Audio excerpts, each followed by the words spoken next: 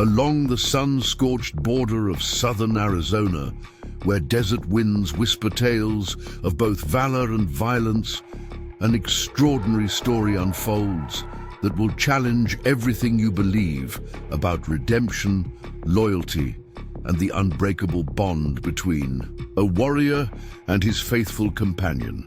At Shadow Creek Ranch, former Marine Special Operations K-9 handler Marcus Rivera and his retired military dog Steel transform broken veterans' lives through specialized animal therapy and rehabilitation.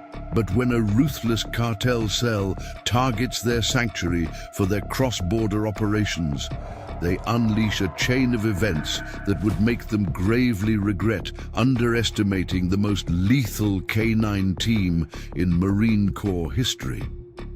The morning sun painted long shadows across Shadow Creek Ranch's training grounds as Marcus Rivera made his rounds, his wheelchair moving with practiced precision over the packed earth. Steel, the imposing Belgian Malinois with battle-hardened eyes, moved silently beside him, his posture alert but relaxed.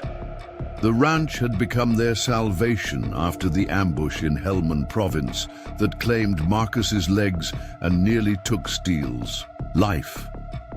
Now it was their mission, their purpose. The sound of truck tires on gravel drew their attention. Dr. Sarah Mitchell's dusty pickup rattled up the drive, right on schedule. The former military veterinarian had been one of their first allies, showing up 6 months after they'd opened with medical supplies and decades of experience treating working dogs. Now at 58, she was as much a part of Shadow Creek as the desert itself. "Brought coffee?" Sarah called out, climbing down from her truck with a thermos and a concerned expression Marcus had learned to read too well. "And some news you should probably hear." Steele's ears pricked forward, his body language shifting subtly. Marcus recognized the change in his partner. After 3 tours together, they could read each other's smallest signals. "Good news or bad news?" he asked, though he already suspected the answer. Sarah settled onto a wooden bench, her gray hair catching the morning light. "Remember those cartel activities Sheriff Davidson was worried about? Los Sangre Negra?" A chill ran through Marcus. That had nothing to do with the morning air. He'd heard rumors about the cartel cell moving into the area, but hadn't given them much thought. Out here, 20 miles from the nearest town, trouble usually passed them by. "They bought the Acosta property," Sarah continued, her voice tight, "the one that borders our south pasture." Steele's ears flicked forward, catching the distant rumble before human ears could detect it. Moments later, 3 black SUVs roared past on the main road, their windows tinted dark enough to violate state law. They slowed as they passed the ranch's entrance, heads turning to study the property. Sarah's hand tightened around her coffee cup. That's the 4th time this morning." "They're scouting," Marcus said quietly, years of combat experience helping him keep his voice steady. "Looking for opportunities." The sound of another vehicle approaching drew their attention, but this one was familiar. James Cooper's old Jeep, right on time for his morning session. The former Army Ranger had been one of their first success stories, now helping other veterans find their way back from the edge. "Morning, folks," James called out, grabbing his cane from the passenger seat. He trailed off as another black SUV rumbled past, this one moving slower than the others. Steele's posture shifted, the easy calm of moments ago replaced with coiled readiness. Marcus had seen this side of him before, in narrow alleyways in Fallujah and mountain passes in Afghanistan, when threats lingered just out of sight. Dr. Mitchell studied the disappearing vehicle, her expression grim. "Marcus, about Los Sangre Negra." My brother's DEA, the stories he tells, we'll handle it. Marcus cut her off, not unkindly. This ranch is too important to too many people. We're not going anywhere. As if in agreement, Steele pressed against his wheelchair, his solid presence reassuring. This was their sanctuary, their safe haven for veterans who needed a different kind of healing. No amount of cartel intimidation would change that. But as Sarah and James exchanged worried glances, and as another SUV's engine echoed in the distance, Marcus felt the weight of responsibility settle more heavily on his shoulders. He'd faced down insurgents, survived an IED, and built this ranch from nothing. Los Sangre Negra might think they'd found an easy target, but they were about to learn what every previous obstacle in Marcus Rivera's path had discovered. Some bonds can't be broken, and some sanctuaries are worth fighting for. Dawn hadn't broken when Javier El Coyote Morales and 3 other Los Sangre Negra members pulled up to the Acosta property line. His weathered hands gripped the steering wheel of his SUV as he watched Sarah's pickup drive through the ranch. Gates. 20 years of cartel operations had taught him to read people, and something about the ranch nagged at him. If a surveillance report came in, Diego handed him a thick envelope. Property line dispute might work in our favor. Morales took off his sunglasses, revealing a face lined with experience and a scar that disappeared into his graying beard. His eyes fixed on Steele, the Belgian Malinois who stood guard near the fence line. The dog reminded him of the canine units he'd encountered during his time in federal prison, before he'd escaped and rebuilt his operation. Hold off on the lawyers. Morales' voice carried the kind of authority earned through years of violence. Something isn't adding up here. The sound of approaching wheels made them turn. Marcus Rivera wheeled himself to the fence line, his Marine Corps combat jacket a silent testament to battles already fought. He stopped 10 feet from them, shoulders square, chin up. "Mr. Morales," he called out, surprising him with the use of his real name. "If we're going to be neighbors, we might as well talk face to face." Morales stepped out of his SUV, signaling his men to stay back. The morning sun caught the silver in his beard as he approached the fence, matching Marcus's direct gaze. "Impressive dog," he said, nodding toward Steele. "Belgian Malinois, former Marine Special Operations," Marcus corrected. "Found him as a pup in a military working dog program. Previous handler thought breaking his spirit meant beating submission into him." Morales' jaw tightened imperceptibly. Some people shouldn't be around animals. Their conversation was interrupted by the arrival of a battered Chevy truck. A young Marine veteran sat frozen in the passenger seat while his wife spoke with Sarah, near the barn. "Tommy," Marcus gestured toward the new arrival, "that's why we're here. Every vet that comes through that gate has a story. Most aren't pretty." Morales watched as Steele left his post and approached Tommy, who had finally emerged from the truck. The massive dog's demeanor shifted, his tactical training giving way to a gentler presence as the terrified veteran reached out a trembling hand. "Your property surveyor was here yesterday," Marcus continued, his voice level. "Whatever dispute you're planning, I'm asking you to reconsider." "Diego," Morales called without turning. "Get me those papers." He studied the documents, then deliberately folded them and tucked them into his jacket. "Looks like there might have been a mistake. We'll have our guy take another look." Before Marcus could respond, commotion erupted near the barn. Tommy had fallen into a flashback, his wife rushing forward, but Steele was already there. The dog positioned himself perfectly, using techniques Marcus had trained him in, helping the veteran ground himself in the present moment. Morales watched the scene unfold, his expression unreadable. My son Miguel, he said quietly. He served with the Army's 75th Ranger Regiment, 2 tours in Afghanistan before. He turned to face Marcus fully. You've got my word, no one from Los Sangre Negra will trouble your fence line, and the Acosta property. Morales' voice hardened. Previous owner had plans for it. Human trafficking. We bought it to shut them down. Sometimes the bad guys aren't. Who you think they are? As if to punctuate his point, 3 unmarked vehicles appeared on the distant road. Morales nodded toward them. DEA. They've been watching the old Acosta place. Might want to keep your veterans inside for the next hour. Marcus processed this information. Years of reading people in combat zones, helping him separate truth from convenience. Sarah brings coffee and breakfast burritos every morning, he said finally. Around 6. Might be good to hear what else you know about the Acosta situation.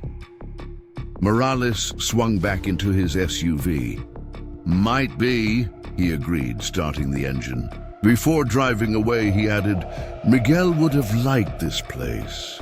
As Los Sangre Negra's vehicles disappeared down the road, Marcus watched Tommy working with steel, the veteran's breathing slowly steadying as the dog guided him back to calm. Sarah approached with a knowing look. Interesting morning, the older woman said, handing Marcus a fresh coffee. Interesting neighbors, Marcus replied, turning his chair toward the barn where James was pulling in with another veteran. Get James up to speed. I have a feeling we'll need his ranger contacts less than we thought. Tommy's laugh, his first since arriving, drifted across the morning air as steel gently nuzzled his shoulder. In the distance, the DEA vehicles disappeared down the old Acosta driveway, and Marcus allowed himself a small smile. Sometimes, he thought, the best allies come from unexpected places. A week had passed since the morning meeting at the fence line, and Sarah found herself pouring coffee for an unlikely gathering in the ranch's office. The late September sun streamed through the windows, catching dust motes and the silver in Morales' beard as he sat with his weathered hands wrapped around a mug. James leaned against the desk, his former ranger credentials and current counseling certifications hanging behind him as he reviewed surveillance photos of the Acosta property. They're still coming, Morales explained, spreading out more photos across the desk's worn surface. Different vehicles, always at night. 3, sometimes 4 times a week. Figure they don't know their operation went south.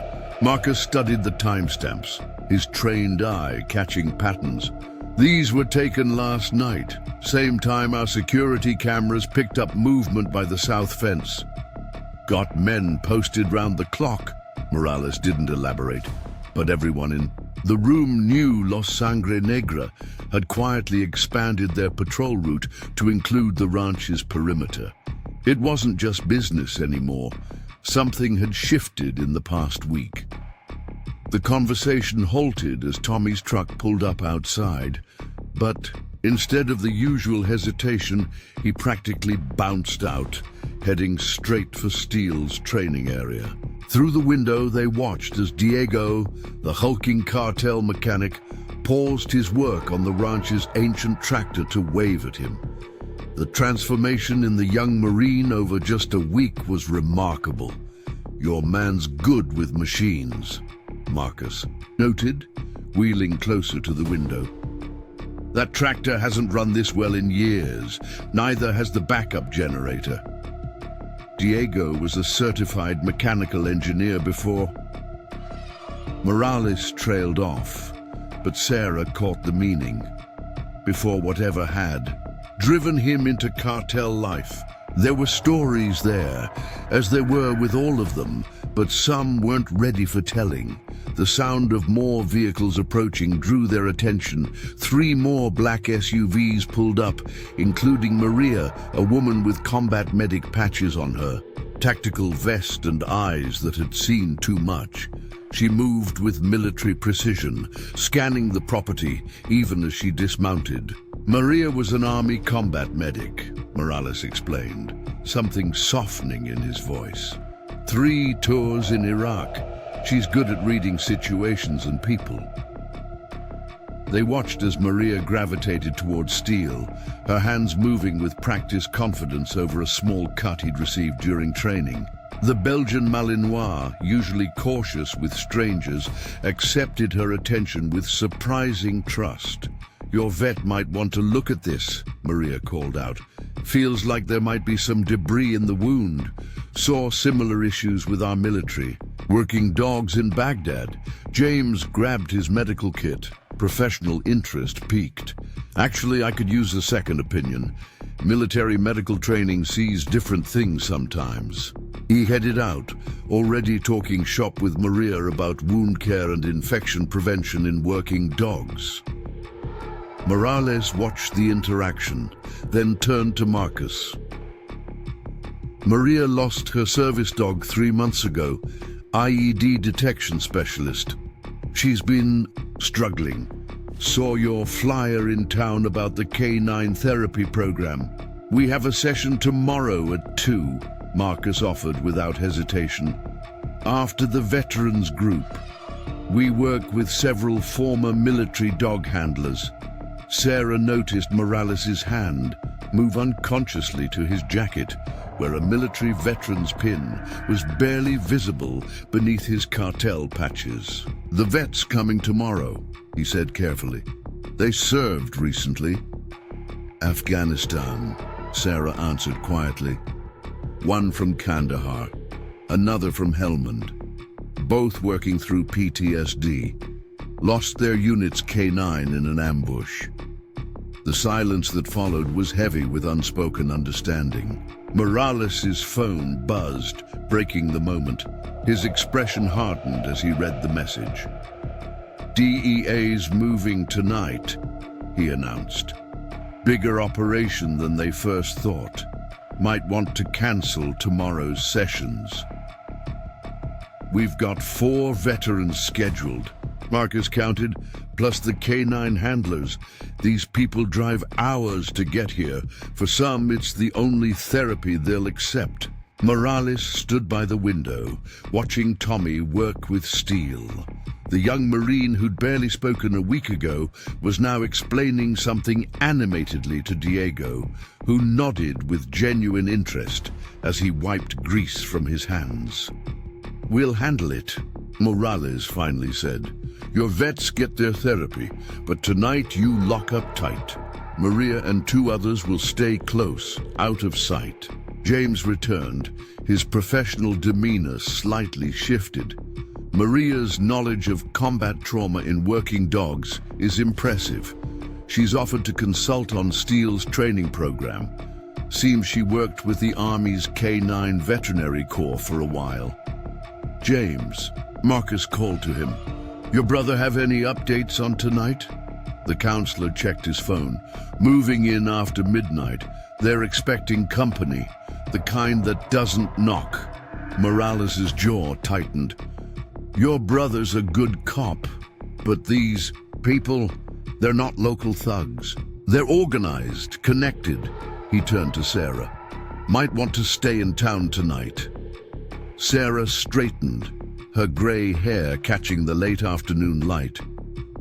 "Been here 3 years, not leaving now." A small smile crossed Morales's face. "Figured. You'd say that. Diego's checking your locks and installing better outdoor lights on the house." More SUVs rumbled up the drive, 4 this time, including a rider Marcus recognized from town, Alex Hawk Thompson, former Force Recon Marine turned Cartel member. The lines between their worlds were blurring more each day. As the afternoon wore on, the ranch settled into an unusual rhythm. Maria worked with James, her medical knowledge complementing his veterinary expertise. Diego had half the tractor's engine laid out, teaching Tommy basic mechanics as his wife watched with cautious approval. 2 other cartel members were helping. Sarah repair fencing, their experience with tactical barriers evident in their efficient work. Morales stood with Marcus near the barn, watching it all. "A place like this," he said quietly, "would have helped Miguel after he came back from his 3rd tour, before the accident." Marcus looked up at him. "It's not too late, you know, to help others like him." "Maybe," Morales replied, his voice rough. "First we deal with tonight." He paused. "Your security cameras working?" James's brother installed them last month. Full coverage, night vision. "Good. We'll be watching the Acosta property. Anything comes your way." He handed Marcus a burner phone. "Speed dial 1, Maria's number." As evening approached, Sarah counted no less than 10 cartel members positioned strategically around the property. Their vehicles parked in shadows, tactical gear barely visible in the twilight. Near the old Acosta place, federal vehicles gathered like storm clouds. Tommy's truck started up, the young Marine reluctant to leave. "See you tomorrow," he called to Diego, who was reassembling the tractor's engine. "Got to finish teaching me about transmissions." "Count on it, Marine," Diego replied with a gentle grin that belied his imposing appearance. Morales watched them leave, then turned to his people. "Standard patrol rotation. No colors tonight. We're ghosts. Any movement from the Acosta place heads this way. It doesn't reach the fence line. Clear?" The cartel members nodded, melting into the gathering darkness with practiced ease. Maria took up position in the barn's hayloft, her medical bag and something more tactical close at hand. Diego disappeared into the workshop, but the light under the door suggested he wouldn't be sleeping. Sarah made her final rounds, checking on Steele, who stood alert in his kennel, ears forward, sensing the night's tension. In the distance, more vehicles gathered at the Acosta property, their lights off, waiting. Tomorrow would bring its own challenges, veterans facing their demons, canine handlers confronting their losses, and cartel members discovering that sometimes the strongest bonds form in the most unexpected places. But tonight, Shadow Creek Ranch rested under the watch of guardians with oil-stained hands and battle-worn hearts, each finding their own path to redemption. The DEA operation at the Acosta property ended just before dawn, but its repercussions echoed through Shadow Creek Ranch like distant thunder. Morales watched from the ridgeline as federal agents led away 6 men in handcuffs, their plans for a trafficking hub crushed before they could take root. Behind him, Maria's voice crackled over their secure channel. Perimeter clear, no strays heading ranch way. Dawn painted the sky in shades of pink and gold as Morales rode back to the ranch, the night's events having confirmed his suspicions. The Acosta property had attracted serious players, the kind that wouldn't take kindly to federal intervention, the kind that might look for softer targets to make a point. He found Marcus already at work in the outdoor arena, setting up equipment for the morning's therapy sessions. The determination in his movements reminded him of Miguel, the same stubborn strength that had carried his son through 3 tours and countless surgeries before the final battle claimed him. "Quite a light show last night," Marcus commented without looking up.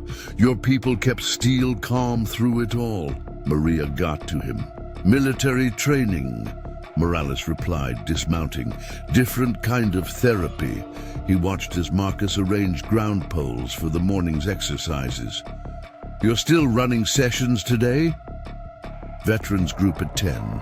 Tommy and 2 other Marines this afternoon. Marcus finally turned to face him. Life doesn't stop because bad things happen nearby.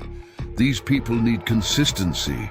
The rumble of approaching vehicles announced the arrival of more cartel members. Diego led the group, his usual mechanics gear supplemented by what looked suspiciously like tactical wear underneath. Behind him rode 6 others, including Hawk Thompson, whose force recon experience had proved invaluable during the night. Workshops. Secure, Diego reported, then glanced toward the training area. Thought I might stick around for the morning sessions. Tommy's coming at 2, promised to teach him about hydraulics. Morales nodded, understanding the subtext. They'd all seen how the young Marine was changing, opening up. The teenager who'd arrived terrified of his own shadow now spent hours learning mechanics, his hands steady on tools, if not yet steady in his mind.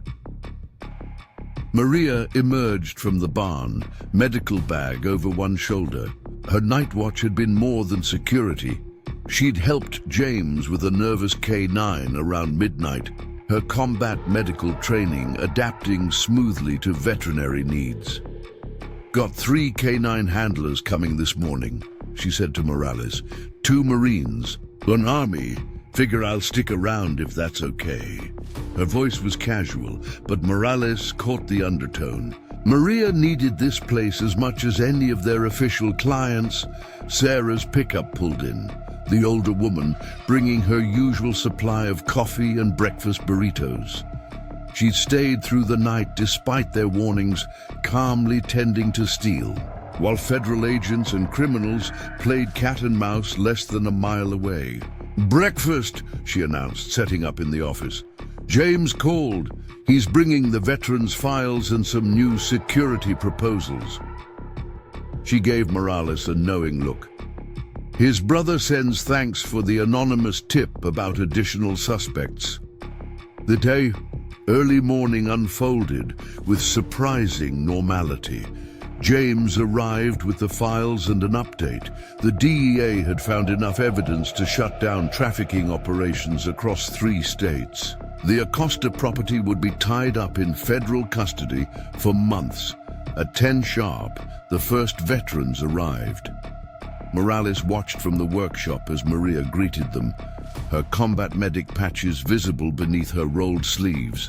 The men's initial wariness faded as she spoke, sharing a language of service and sacrifice they understood. Marcus's therapy session was unconventional by any standard.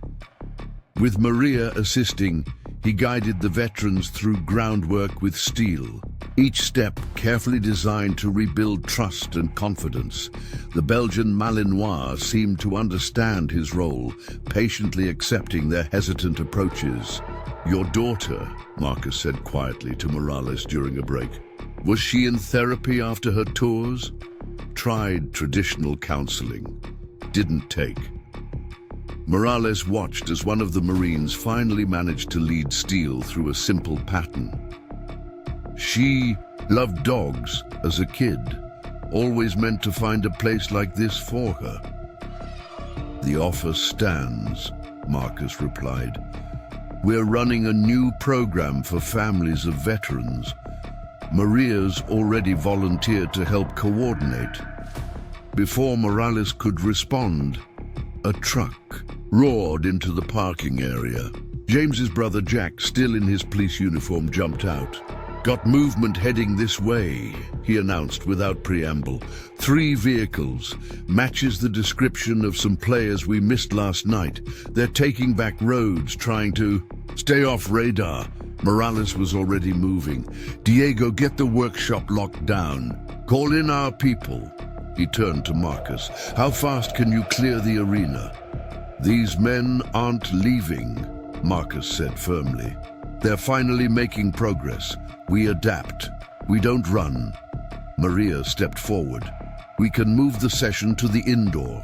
Arena, better coverage, fewer sightlines." Her tactical assessment was automatic, professional. The next hour was a study in controlled chaos. Veterans and steel were relocated, security positions established. Morales watched as his people integrated seamlessly with the ranch staff, their different backgrounds creating an unexpectedly effective defense. Tommy arrived early for his afternoon session, his truck pulling in just as Hawk confirmed the approaching vehicles had turned onto the access road. "Get them inside," Morales ordered. But Tommy was already running, not away, but toward the workshop where Diego waited.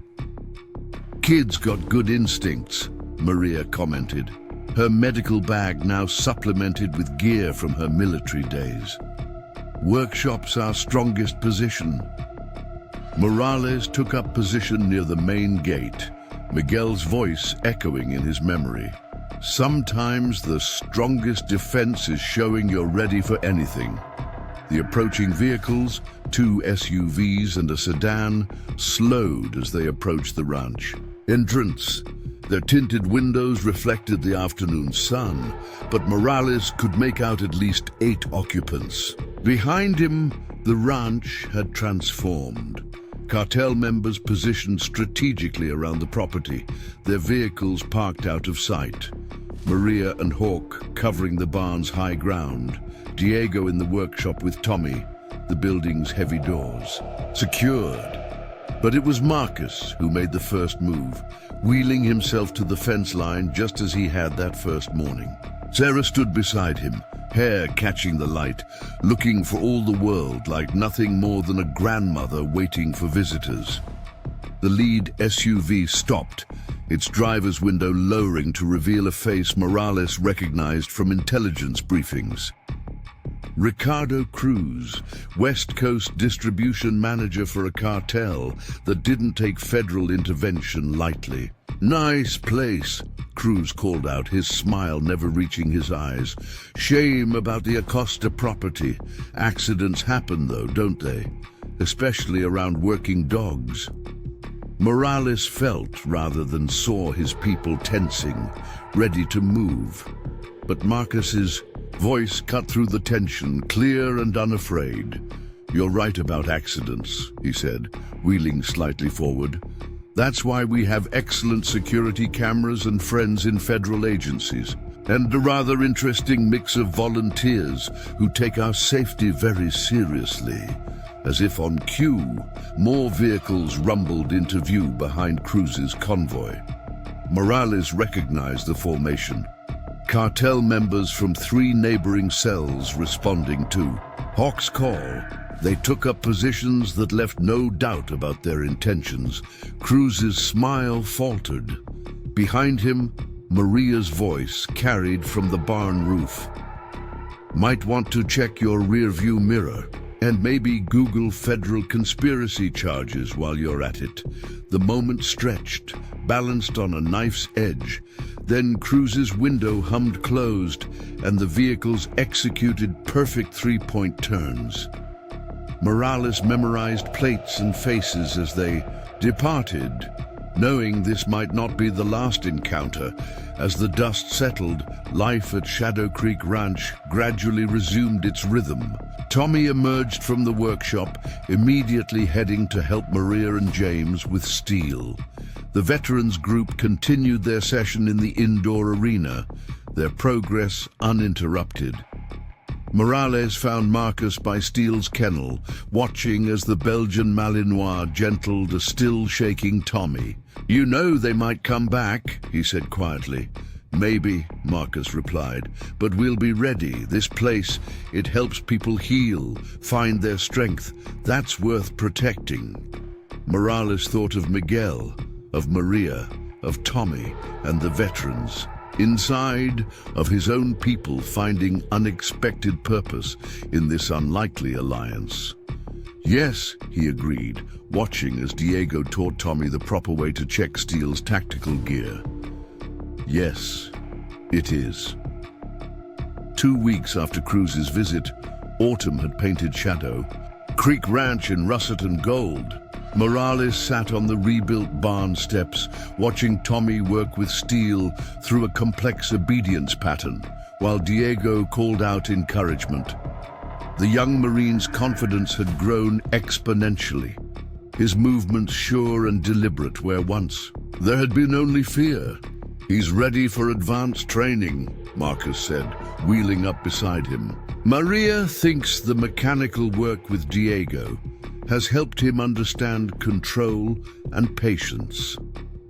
The mention of Maria brought a slight smile to Morales' weathered face. The former combat medic had become an integral part of the ranch's operation, her military experience blending seamlessly with their therapeutic programs. Currently, she was in the indoor arena working with 2 new veterans, both women who'd served in her unit. "Speaking of Maria," Marcus continued, "she's developed a new program proposal combining mechanical work with canine therapy. Says working on engines helps some veterans transition to working with dogs, makes the training less intimidating." "Makes sense," Morales nodded, watching as Tommy successfully completed a complex search pattern, his smile bright enough to rival the morning sun. "Engines are predictable. Dogs require trust." The rumble of approaching vehicles drew their attention. 3 unmarked cars pulled up, but instead of tension, there was only recognition. Jack, James's brother, stepped out of the lead vehicle, followed by 2 DEA agents Morales knew from the Acosta operation. "Morning," Jack called out, carrying a thick folder. "Got those property papers you asked about?" The group gathered in the ranch office where Sarah was already setting out coffee. The folder contained detailed plans for the Acosta property, now officially cleared of all federal interest. "Property goes to auction next month," Jack explained, "unless someone makes a compelling private offer with plans for community benefit." Morales exchanged looks with Marcus. They'd been discussing possibilities ever since the DEA raid, but now the moment of decision had arrived. "Show them the proposal," Marcus nodded to Maria, who pulled out her own folder. "Shadow Creek Extension Program," Maria began, spreading out architectural renderings. "Combined mechanical and canine training facility, workshop space, indoor arena, specialized equipment for disabled veterans. The Acosta property has the right infrastructure, just needs renovation." The DEA agents studied the plans with professional interest. "Quite an undertaking," the senior agent commented. "You have funding?" "Los Sangre Negra has resources," Morales said quietly. "Clean money, all documented.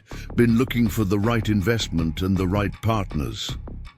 And we've got support from 3 VA offices and 2 police departments for referral programs," Hawk added, entering with more files. His law enforcement background had proved invaluable in preparing their proposal.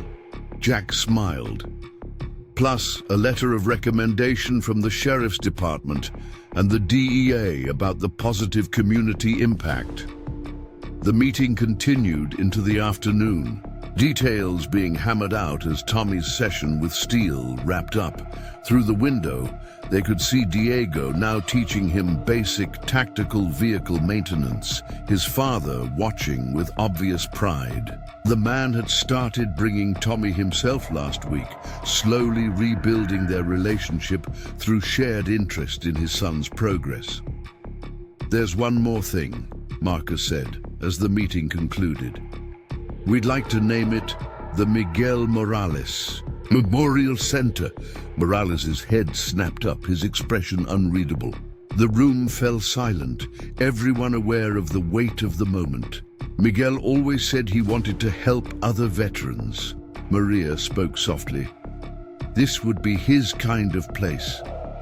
Outside, the sound of vehicles announced the arrival of more Cartel members.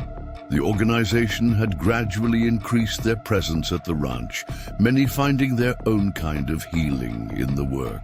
Some helped with maintenance, others with security, all of them discovering purpose in protecting this haven of recovery. "Show me the budget again," Morales finally said, his voice rough. He pulled out his phone, making a call. "Yeah, it's me. Remember that trust fund we set up for Miguel? Time to put it to use." As the afternoon progressed, the ranch's regular activities continued around their meeting. James arrived for his rounds, accompanied by 2 veterinary students interested in canine therapy. The veterans' afternoon group began arriving, their numbers growing each week as word spread. "We'll need to expand the staff," Marcus noted, reviewing their plans, especially with the new facility. "Already handled," Maria responded. "Got 3 combat medics interested in certification, plus 2 mechanics from the cartel willing to run workshops. Hawk's wife is a licensed counselor." Morales watched from the office window as life at Shadow Creek Ranch flowed around them. Tommy was now helping a new client approach Steele, his recent experience making him an ideal peer mentor.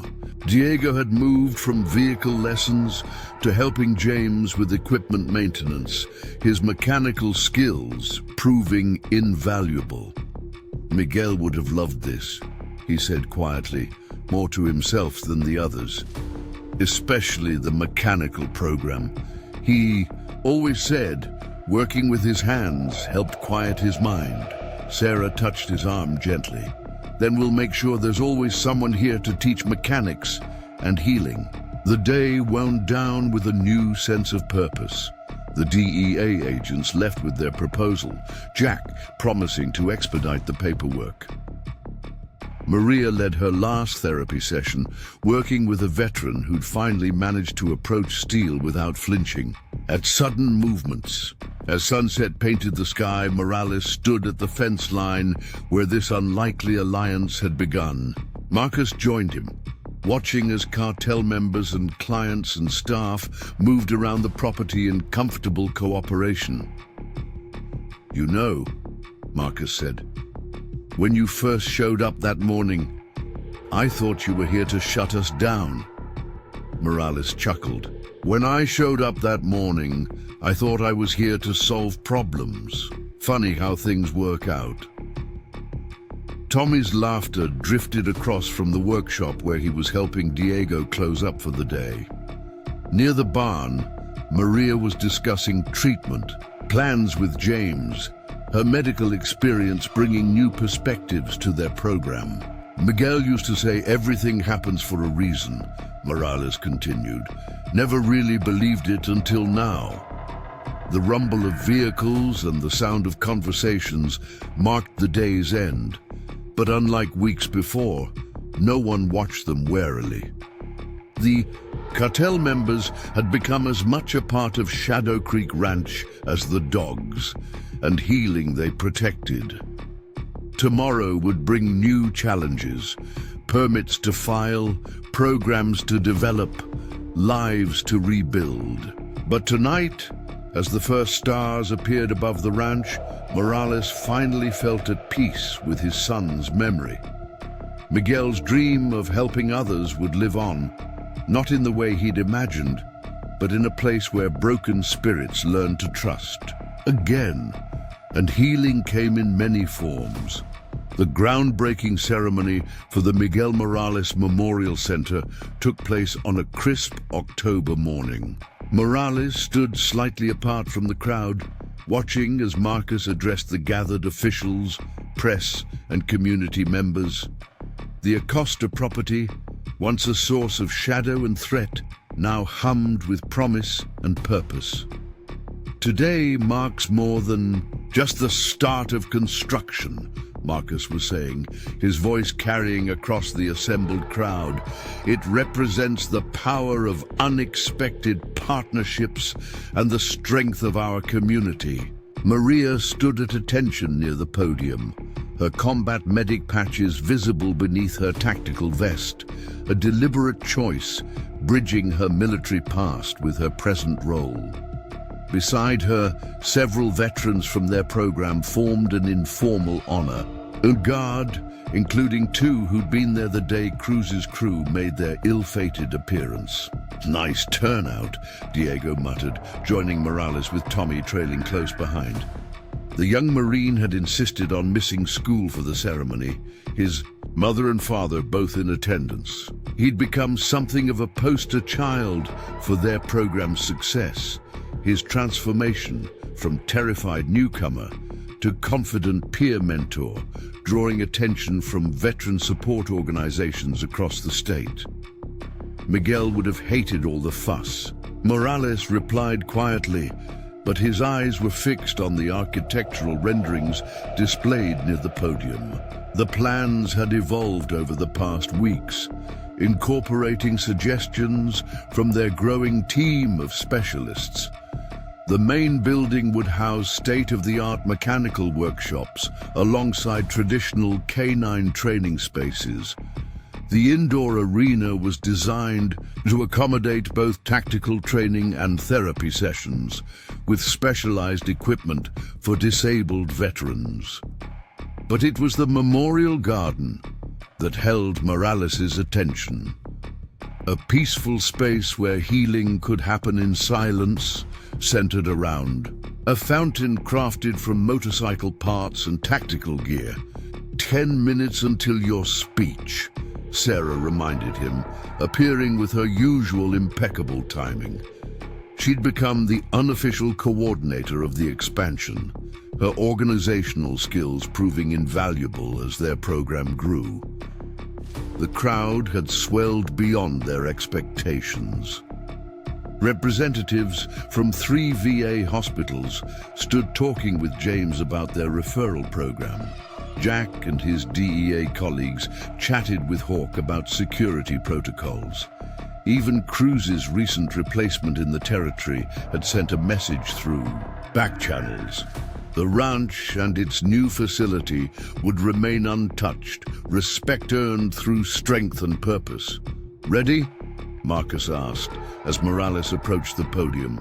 The microphone waited, along with the eyes of everyone who'd become part of this unlikely success story. Morales pulled out his worn note cards, Miguel's photograph tucked behind his carefully prepared words. But as he looked out over the gathering, the speech felt unnecessary. The story was written in the faces before him. Tommy sitting proudly in his newly earned ranch staff jacket, Diego's careful mentoring having helped him discover his own strength. Maria standing with her unit members, the haunted look in her eyes replaced by purpose. The Cartel members, their tactical gear now bearing a small K9 patch alongside their regular insignias, marking them as ranch volunteers. "My son Miguel," Morales began, his voice rough with emotion, believed that healing comes in many forms. He understood that sometimes the strongest medicine isn't found in hospitals or therapy offices, but in the simple act of working with your hands, helping others, being part of something bigger than yourself. He gestured to the property around them. "This center will combine traditional K9 training with practical skills. Veterans can work on vehicles while talking through their experiences. Trauma survivors can find confidence through dog handling. Families can heal together, understanding each other's journeys." Maria stepped forward, unveiling the center's logo. A tactical K9 silhouette intertwined with mechanical tools surrounding a medical caduceus. The design captured their unique approach, the blending of different worlds into something new and powerful. "But this place is more than buildings and programs," Morales continued. "It's proof that when we look past our differences, when we focus on helping others, we create something extraordinary."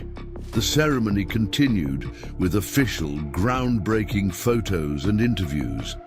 But the real celebration happened later. After the press had left, the ranch hosted a barbecue that erased all remaining lines between different groups. Cartel members mingling with veterans, therapy clients chatting with DEA agents, everyone connected by their part in this evolving story. "Got something to show you," Diego called to Morales as evening approached. He led the way to the workshop where Tommy waited nervously beside a covered object. "Go ahead, kid," Diego encouraged. Tommy pulled back the tarp to reveal a beautifully restored tactical vehicle, Miguel's old patrol truck recovered from storage and rebuilt with loving care. "Tommy did most of the work," Diego explained proudly. "Thought maybe it could go in the memorial garden, show how broken things can be made beautiful again." Morales ran his hand over the familiar curves of his son's truck, now gleaming with new purpose. Tommy had painted it in desert camouflage, with a small canine silhouette incorporated into the design. "It's perfect," he managed, watching as Tommy beamed at the praise. The party continued around them as sunset painted the sky. Maria was introducing her veteran group to steel, the Belgian Malinois gentle with their hesitant approaches. Marcus and Sarah pored over construction schedules with the project manager. Jack discussed security cameras with Hawk, their law enforcement experience strengthening the ranch's protective measures.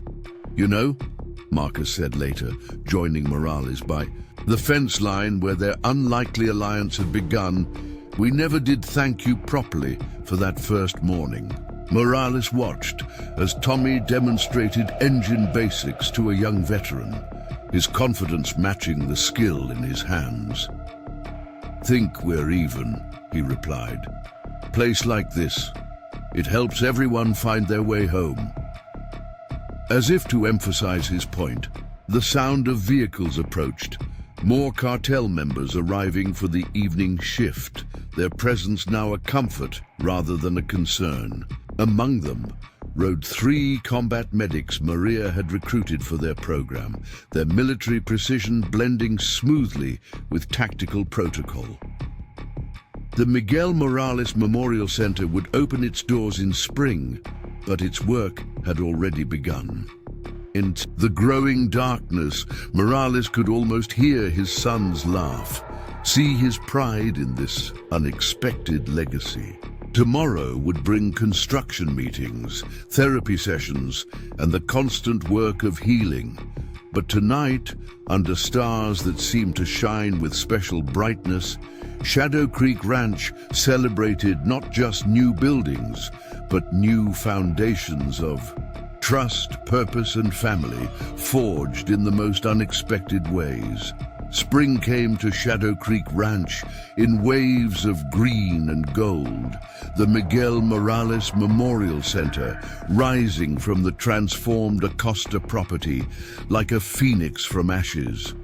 Morales stood in the newly completed memorial garden, morning sun glinting off his son's restored patrol truck, now a centerpiece of the healing space Tommy had helped design. "First official day," Maria remarked, joining him with 2 coffee cups. She'd traded her tactical gear for a staff uniform, though her combat medic patches remained visible on her sleeve. Already got 12 veterans signed up for the combined program. The center had evolved beyond their initial vision. What started as a simple expansion had grown into a comprehensive healing facility where traditional K9 training merged seamlessly with mechanical skills and peer support. The main building housed state-of-the-art workshops alongside counseling offices, while the expanded training area could accommodate twice their previous capacity. "Tommy's leading the orientation tour," Maria continued, pride evident in her voice. The young Marine who'd once hidden from his own shadow was now their youngest certified peer counselor, specializing in working with troubled veterans. The sound of vehicles announced the arrival of the day shift. The cartel members had formalized their involvement, creating a dedicated support unit for the center. Morales watched as Diego directed them to their posts, some to the workshop where they'd teach mechanical skills, others to security positions that had become more about welcoming than watching. "Got a surprise for you," Marcus called from the main entrance. He wheeled toward them with a familiar figure following, Jack from the DEA carrying a large envelope. "Final paperwork came through," Jack announced, handing the envelope to Morales. "Federal grant approved for the Veterans Housing Project. Full funding for the next phase." The plans for transitional housing had been Maria's idea, born from her own experience with homeless veterans. The new buildings would offer temporary homes for program participants, creating a supportive community during their recovery journey. "Miguel would have loved that," Morales said quietly, studying the approval documents. "He always said the hardest part of coming home was feeling alone."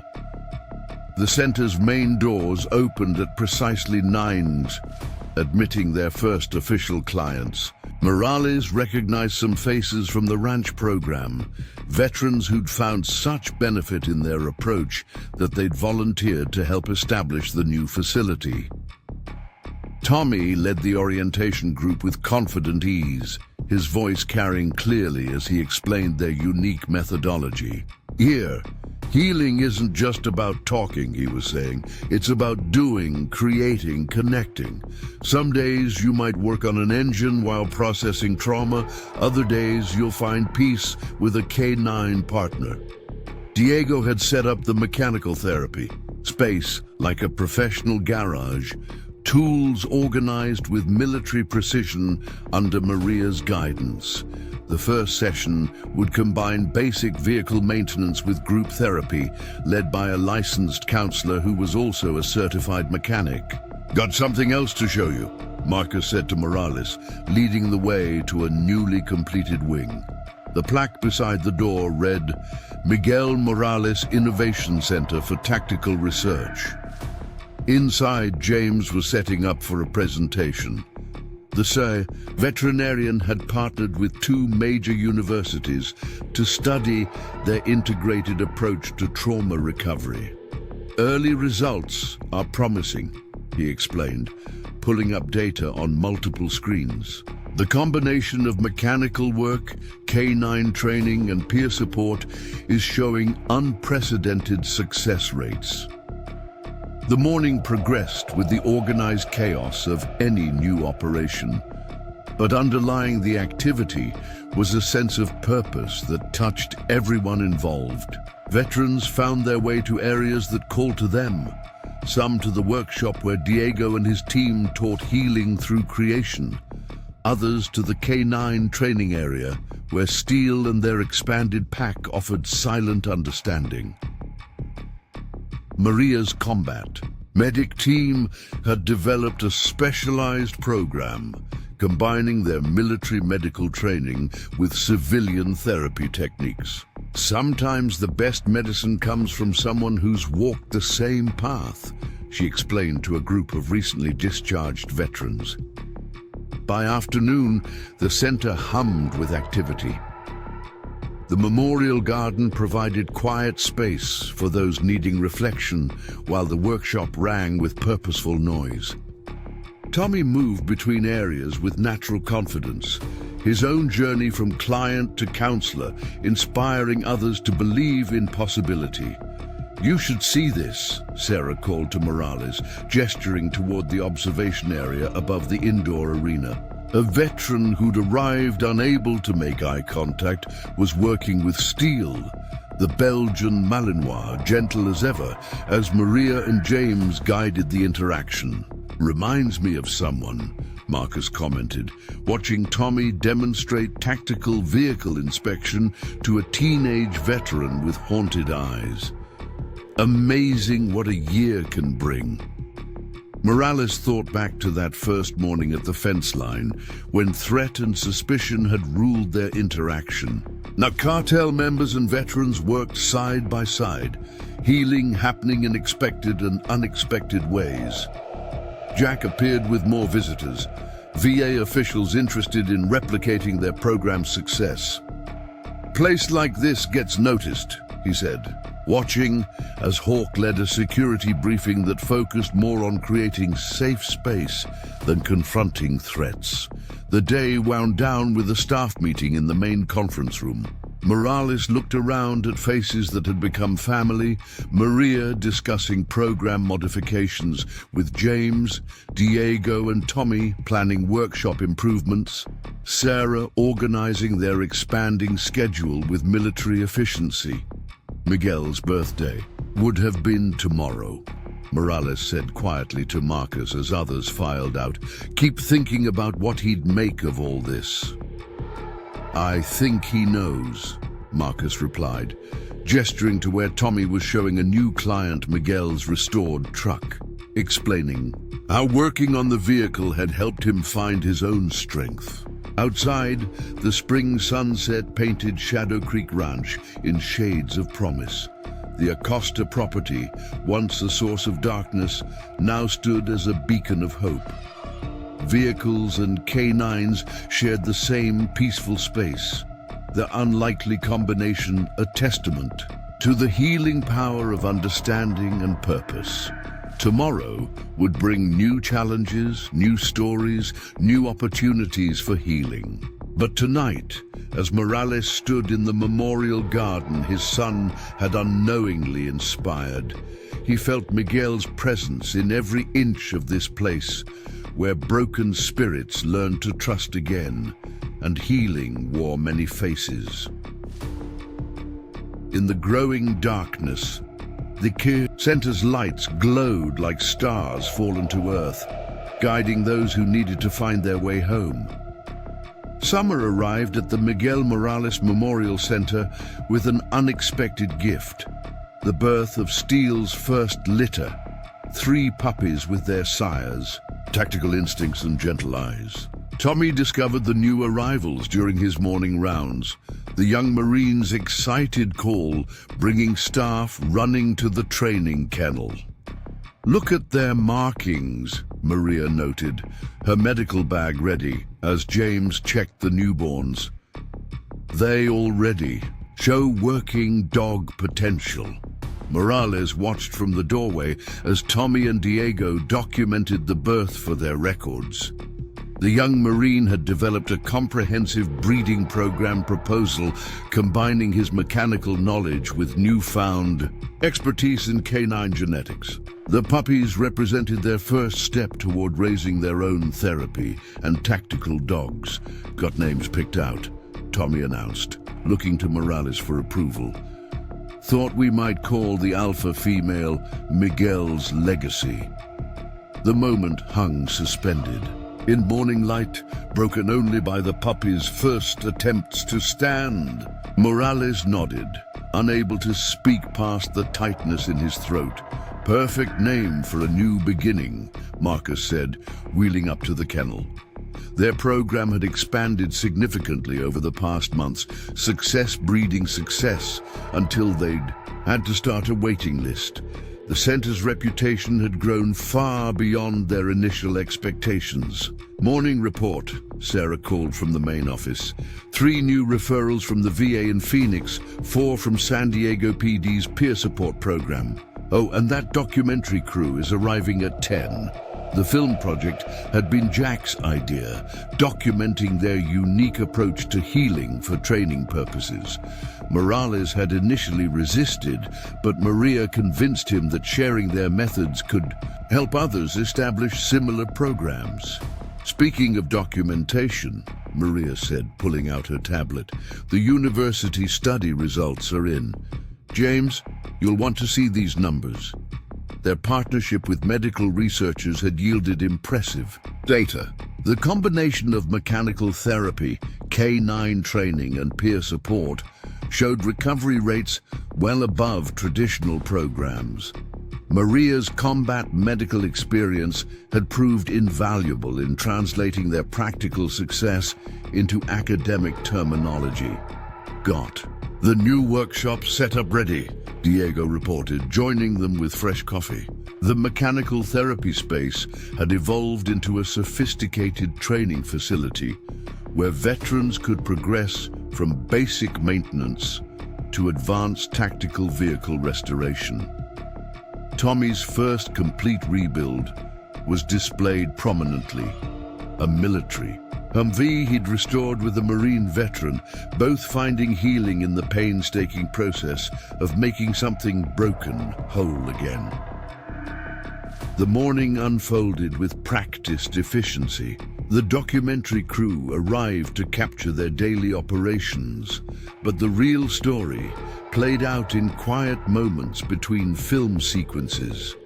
A former combat pilot grounded by PTSD, finding peace in Steele's steady presence.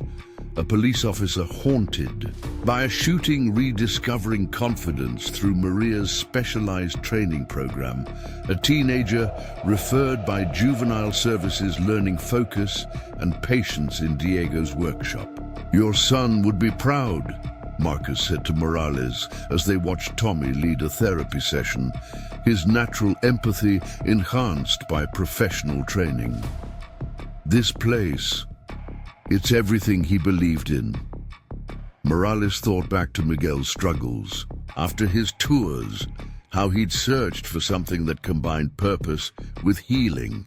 "He always said the military taught him to fix things," he replied. "Guess he's still teaching that lesson." The cartel members had become an integral part of the center's operation, their presence now a comfort to clients rather than a concern. Or coordinated security with a focus on creating safe space for healing, while other members served as instructors, maintenance staff, and peer counselors. "Got something to show you," Diego called late in the afternoon. He led Morales to the workshop where Tommy stood beside a covered object, his expression a mix of nervousness and pride. "We've been working on this for months," he explained, pulling back the top to reveal a custom tactical vehicle. The machine was beautiful, its design incorporating elements from military, law enforcement, and civilian life. "It's for the memorial garden," Tommy continued. "Each piece represents someone who found healing here." The hood bore a mural of sunrise over mountains, but looking closer, Morales saw the landscape was composed of hundreds of tiny names, every client who'd completed their program.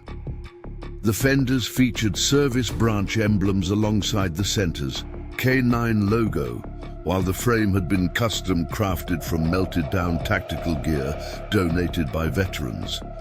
"There's more," Tommy said softly, pointing to the driver's door. There, expertly engraved, was a portrait of Miguel in his combat gear, surrounded by the words that had become their motto: "Healing wears many faces." The documentary crew captured the moment, though no camera could truly record the depth of emotion in the garden that evening. Staff and clients gathered as the vehicle was installed beside Miguel's restored patrol truck, the old and new machines standing together like bookends of their journey. Maria led a brief ceremony, her military precision softened by genuine emotion. Tommy spoke about how working on the project had helped him understand that healing wasn't just about fixing what was broken, but about creating something new from the experience. As sunset painted the sky, Morales stood in the garden while others drifted away. The sound of vehicles marked shift change for their cartel volunteers, while K9s trained softly from the nearby kennels. In the whelping box, Steele's puppies slept close to their mother, both representing continuation and hope. Tomorrow would bring new clients, new challenges, new opportunities for healing. But tonight, watching the last light play across Miguel's engraved features, Morales finally felt the full circle of their journey. His son's spirit lived on, not just in memory, but in every person who found their way back to themselves through the unexpected sanctuary they'd built together.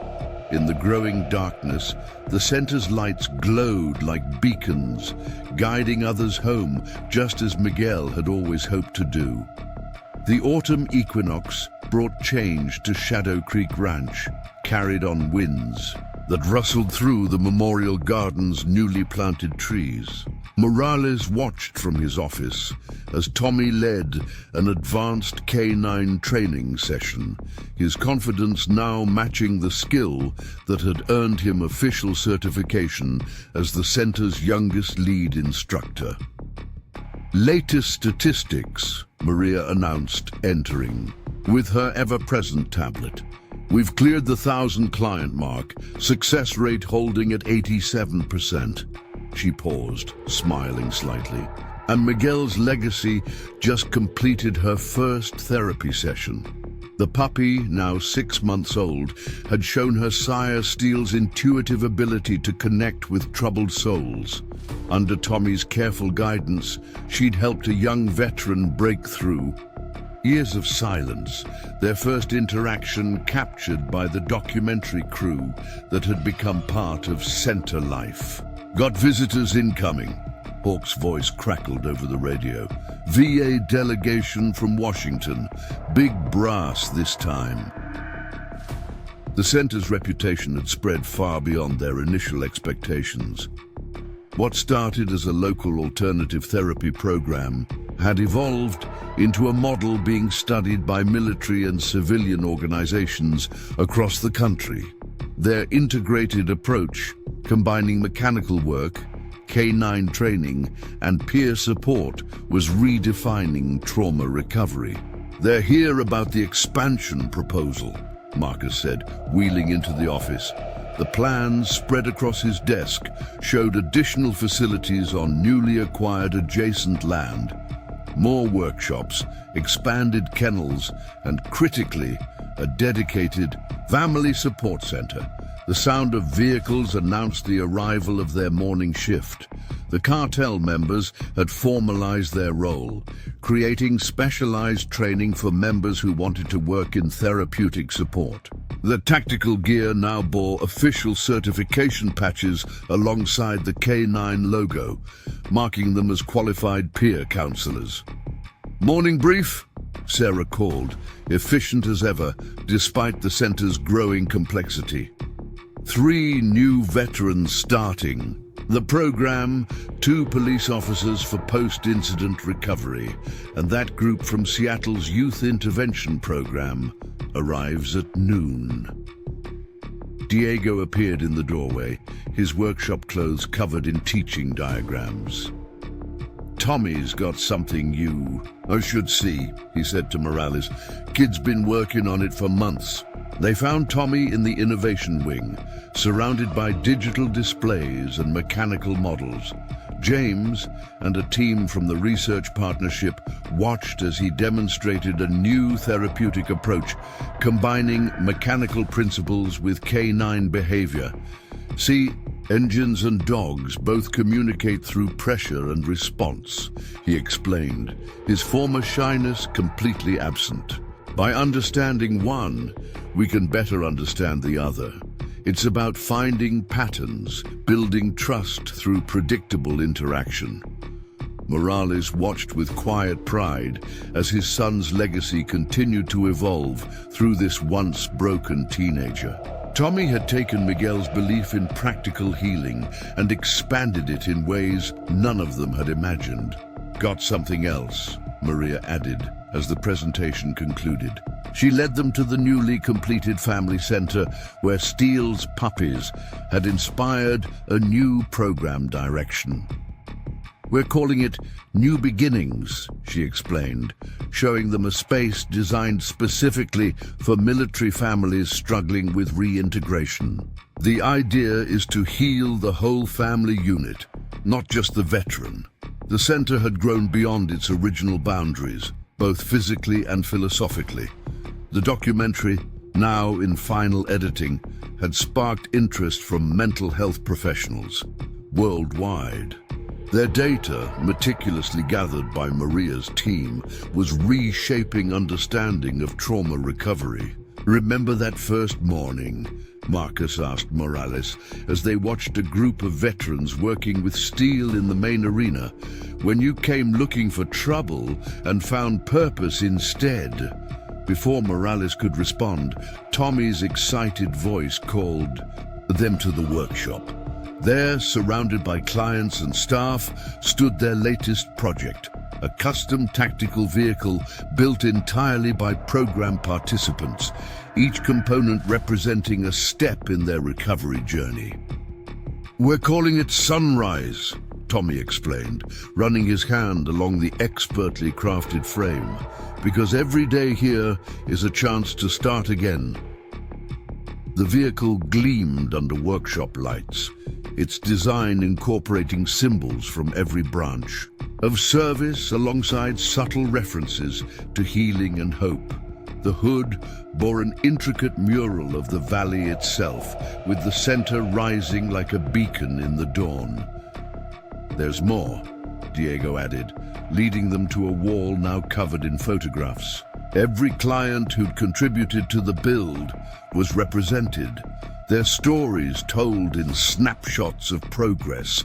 Hands learning to work steadily again, faces remembering how to smile, spirits remembering how to trust.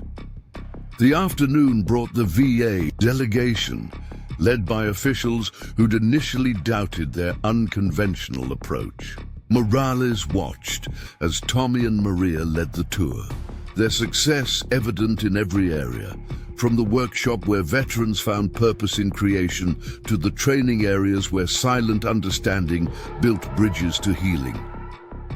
"Your son," one official said quietly to Morales, his visions helping more people than he could have imagined. Miguel's legacy chose that moment to bark from her training area, where she was helping a young client find courage to approach. The puppy's gentle persistence mirrored Steele's, creating a legacy of healing that would continue through generations. As evening approached, Morales stood in the memorial garden, watching the sunset paint Miguel's engraved features in golden light.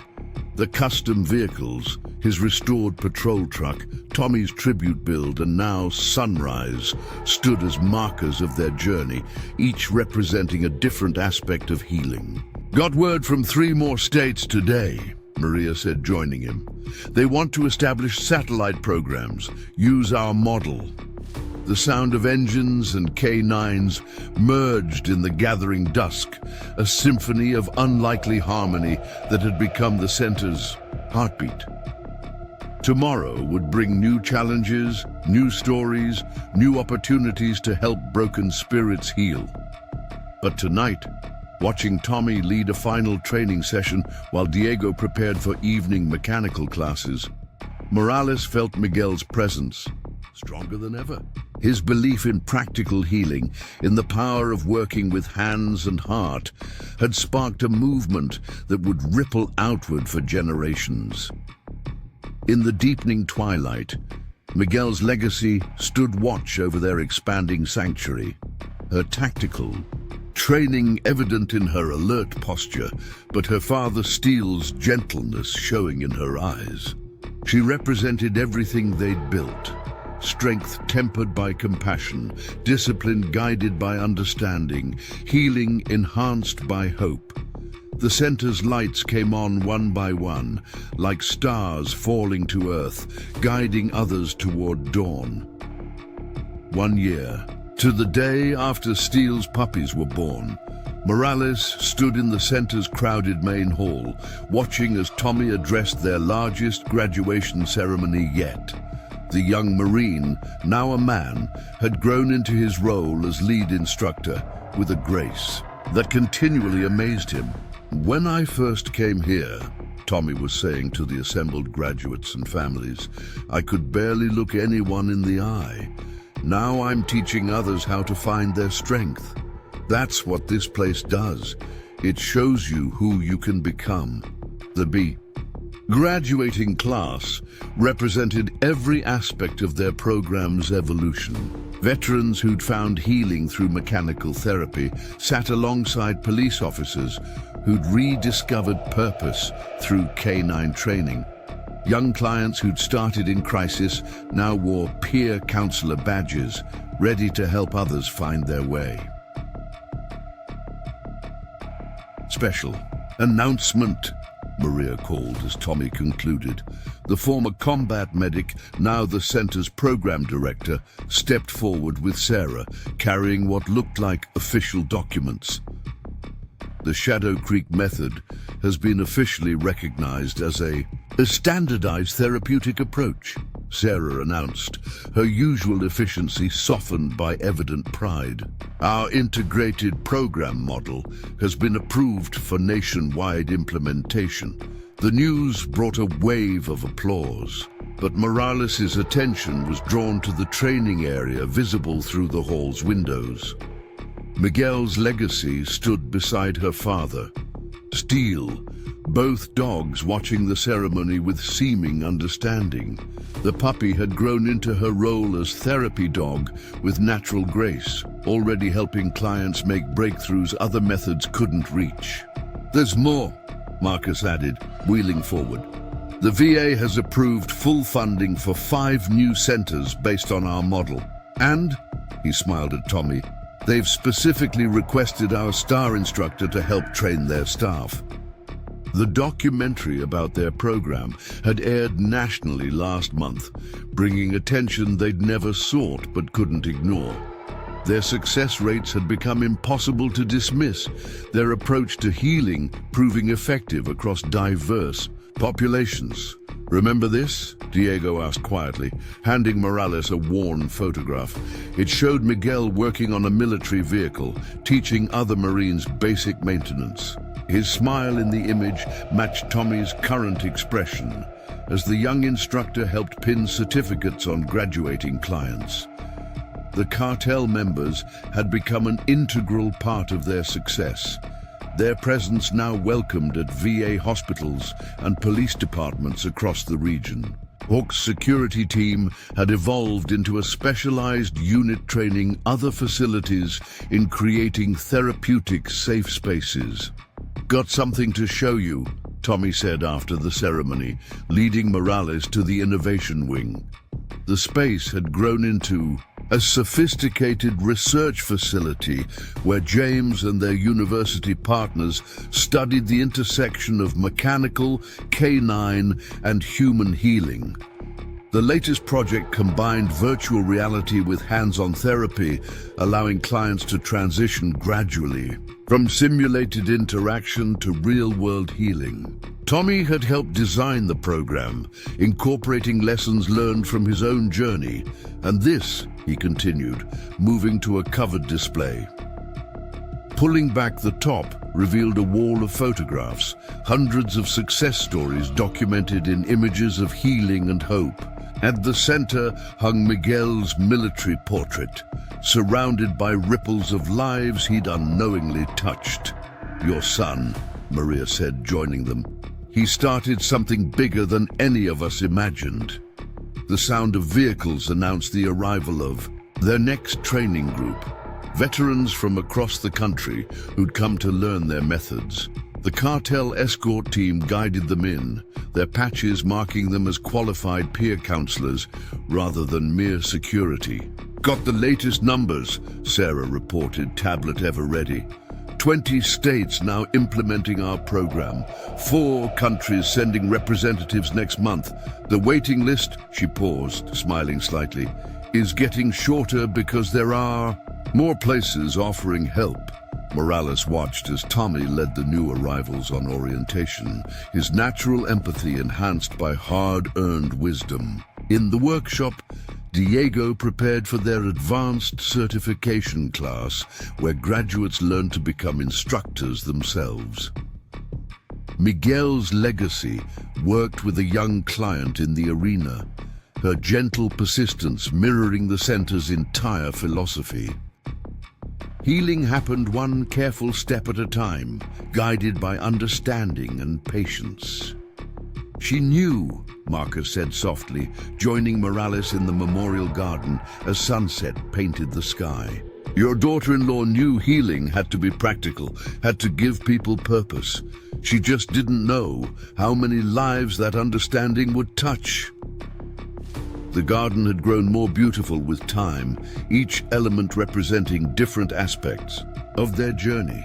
The custom vehicles stood as markers of progress: Miguel's restored patrol truck, Tommy's tribute build, the client-built Sunrise, and now a new project taking shape in the workshop. "Next phase starts tomorrow," Maria reminded them. The expansion would double their capacity, adding specialized facilities for family therapy and long-term rehabilitation. Their model was growing, evolving, touching more lives with each passing season.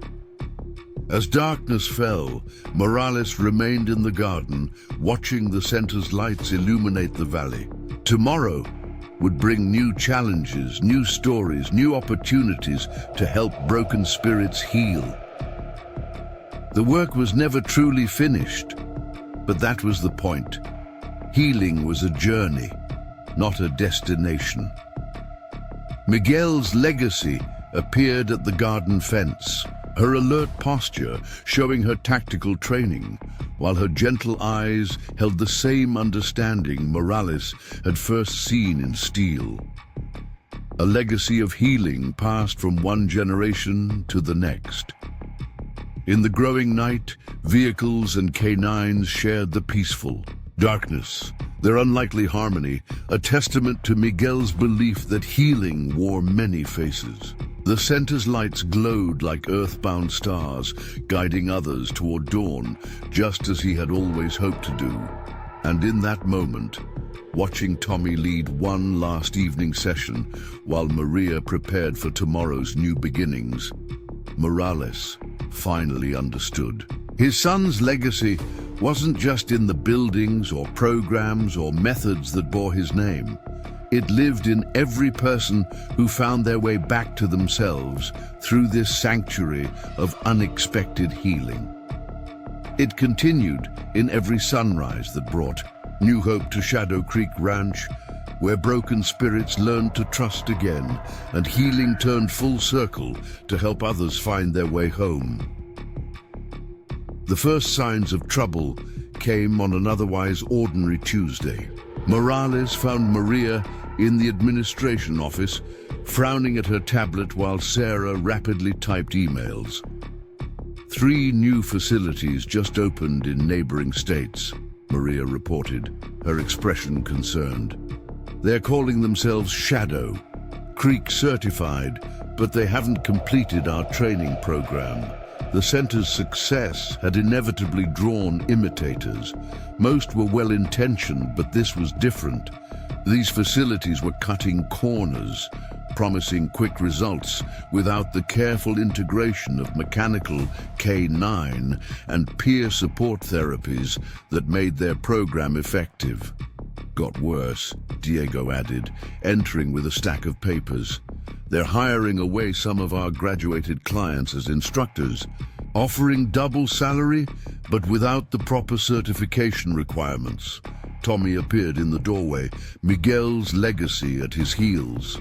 The young instructor's face showed unusual tension. "One of them contacted me," he admitted. "Wanted me to come train their staff. 2 weeks instead of our 6-month program." "Money talks," Hawk commented from his security station, "but it doesn't heal." Morales watched through the window as a new group of clients arrived, escorted by the Cartel support team. Their program worked because it took time, because it respected the complexity of trauma recovery. Quick fixes and shortcuts went against everything Miguel had believed in. "Legal called," Marcus announced, wheeling in with his own tablet displaying correspondence. We can protect the name and official certification, but we can't stop them from using similar methods. The question is, how do we maintain standards without becoming gatekeepers? The issue struck at the heart of their mission. They wanted their approach to help as many people as possible, but not at the cost of effectiveness. Miguel's legacy deserved better than diluted imitations.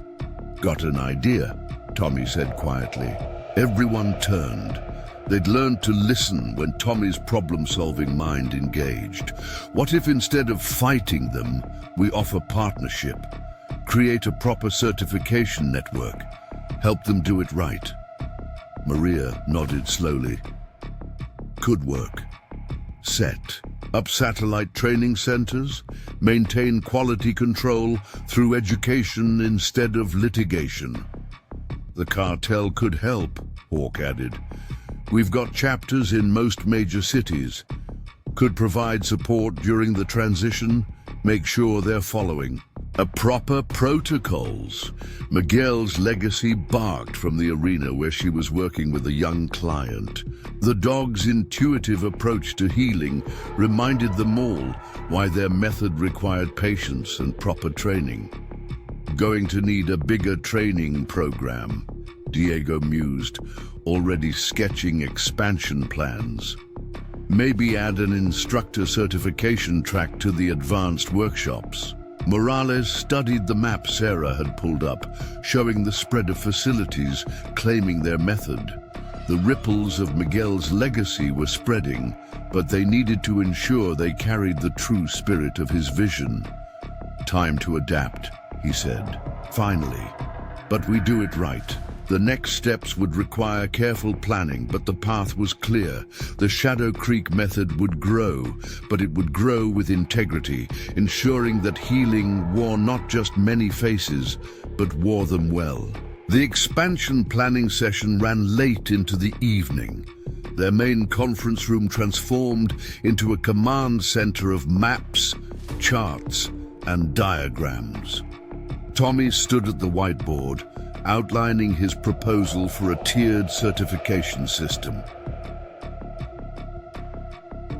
3 levels, he explained, drawing connecting lines between points. Basic certification for support staff, advanced for instructors, and master certification for program directors, each with specific training requirements and hands-on experience. Maria nodded, adding notes to their digital framework. We'll need standardized evaluations, but flexible enough to account for regional differences. What works here in the desert might need adaptation for urban centers. Got interest from Chicago already, Sarah reported, sorting through requests. Police department there wants to establish a full program. They're willing to do it right, follow our complete protocols. Morales studied the logistics map Diego had created. Their first satellite center would be crucial, a prototype for future expansion. They needed to prove their model could be replicated while maintaining its essential character. Saints, chapter there is solid, Hawk added. Already running veteran. Support groups could form the core of their peer counselor program. The sound of paws drew their attention to the windows.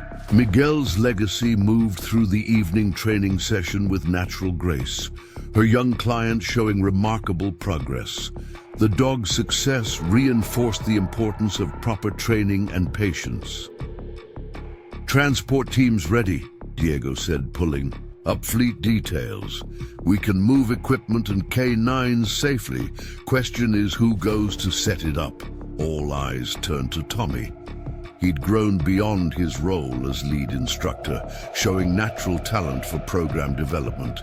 The Chicago project would need his touch. I'll go, he said quietly, meeting Morales' gaze. But not alone.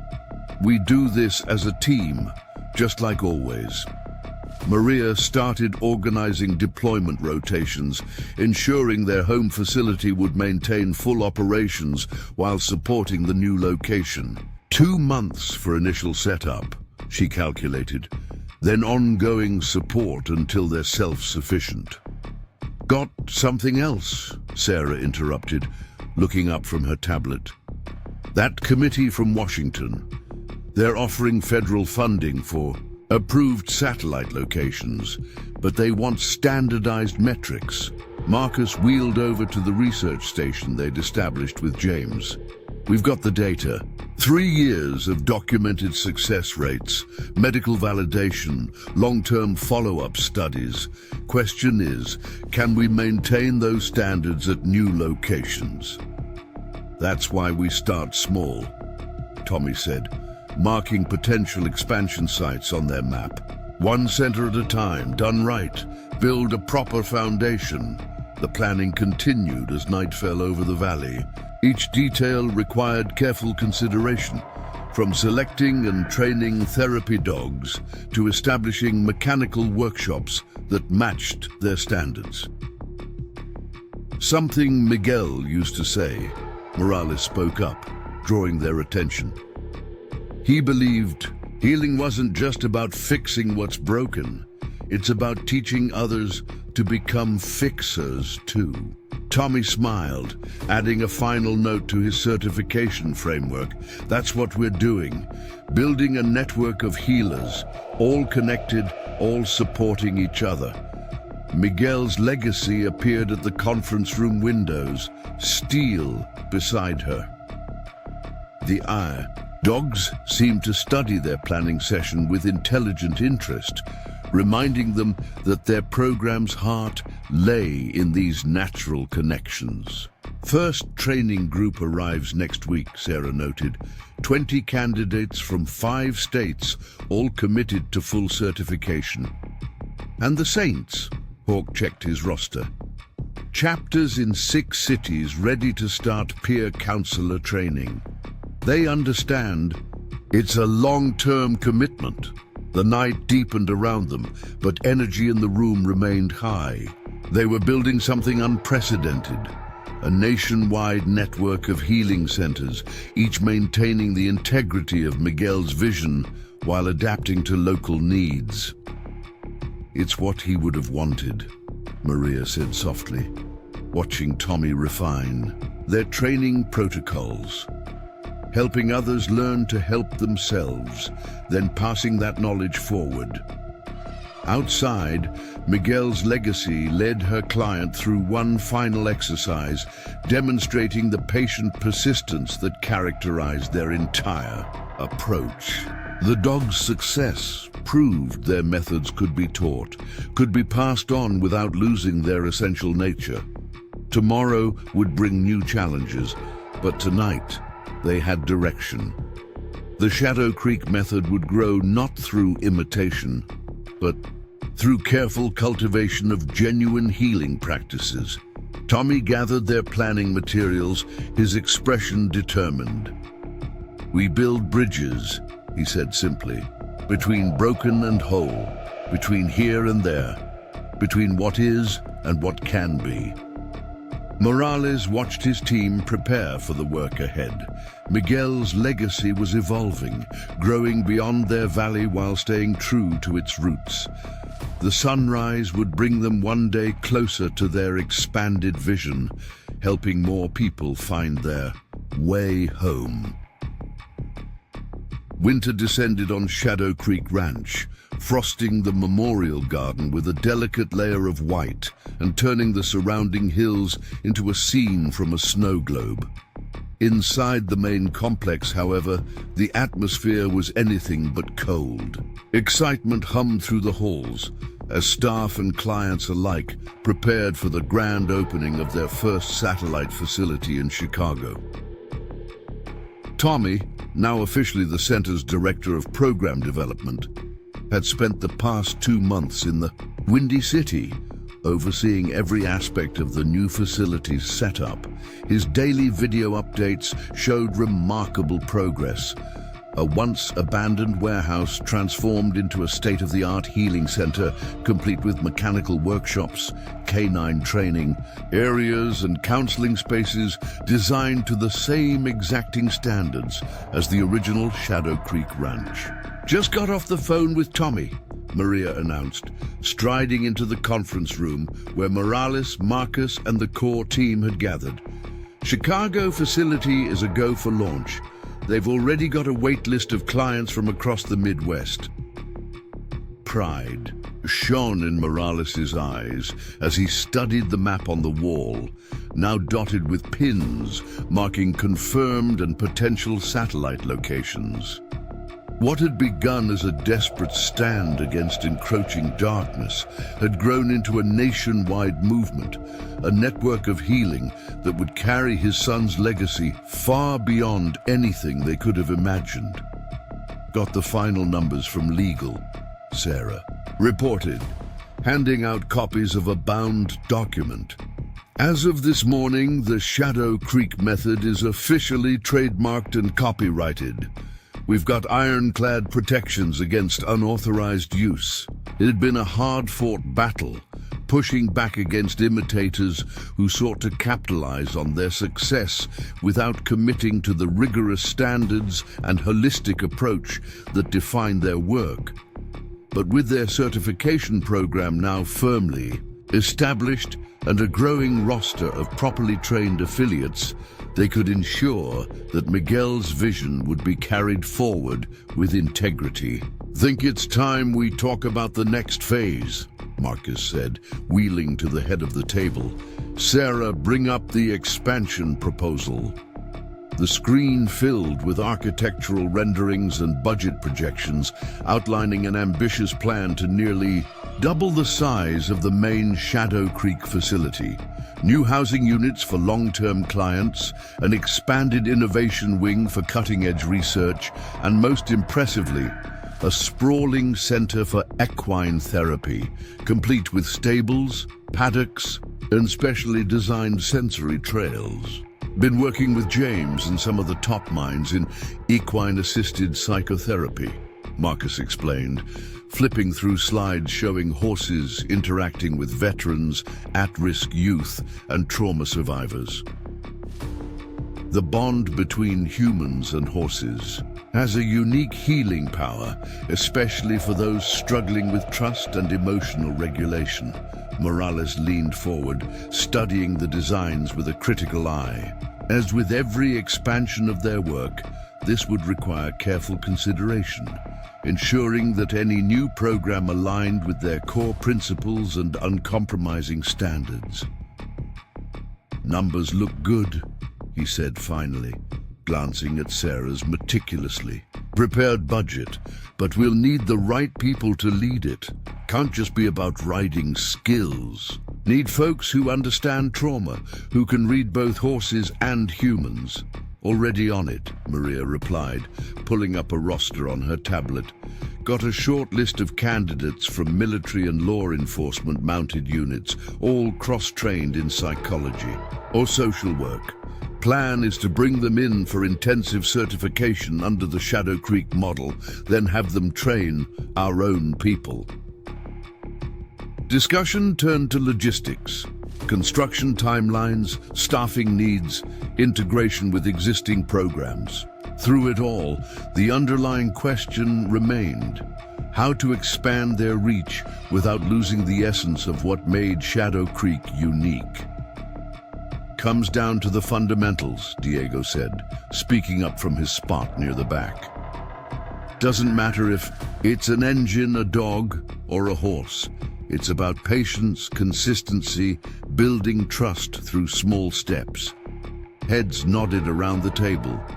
From the former cartel mechanic who'd found new purpose in teaching, to the combat medic who'd rediscovered her calling in counseling, every person in the room understood that healing was a process, not an event. As the meeting wrapped up, Morales found himself drawn to the window overlooking the snowy hills. Out there, he knew, Miguel's legacy would be leading a group of clients on a trail ride. The young horse she'd helped train showing the same mix of steady strength and gentle wisdom they'd first seen in steel. "Penny for your thoughts," Marcus said, rolling up beside him. Morales shook his head, a wistful smile tugging at his mouth. "Just thinking about the first time I saw this place. How I thought I knew what I was walking into. Never could have imagined all this." He gestured at the bustle of activity below. Staff and clients working together to load supplies for Chicago. Volunteers from the Cartel's community outreach program shoveling snow from the walkways. A group of local schoolchildren learning about the power of animal-assisted therapy. "You built something special here," Marcus said quietly. "Not just a place, but an idea. A belief in second chances, in healing that goes deeper than words." "We built it," Morales corrected gently. "All of us. Every person who came through those gates with a story and left with a future." He turned to face his friend, eyes glinting with a mix of grief and gratitude. "I used to think my boy died in vain, that I'd failed him.